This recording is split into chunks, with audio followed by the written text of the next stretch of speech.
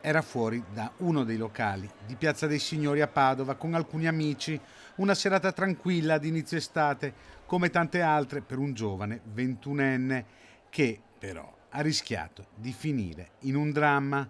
Tutto è partito per un incidente banalissimo, forse uno spintone per errore. È bastato un attimo perché il ventunenne fosse accerchiato da un gruppetto di giovanissimi bulli, uno dei quali si è scagliato contro di lui, prendendolo a pugni in faccia per poi darsi alla fuga insieme al resto della banda. Soccorso, il ventunenne è stato prima medicato sul posto dai sanitari, poi accompagnato in pronto soccorso, da dove è stato dimesso con una prognosi di 30 giorni.